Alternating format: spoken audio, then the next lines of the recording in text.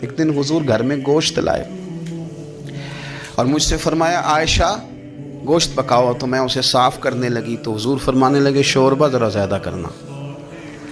تو میں نے عرض کی حضور کیا کچھ مہمان آئیں گے گھر میں؟ تو فرمایا نہیں عائشہ، مدینہ منورہ میں نا مجھے پتہ چلا ہے خدیجۃ الکبریٰ کی کچھ سہیلیاں آئی ہیں، تو شوربہ بنا، میں انہیں پہنچاؤں گا، خدیجہ کی سہیلیوں کو شوربہ زیادہ پکا ذرا۔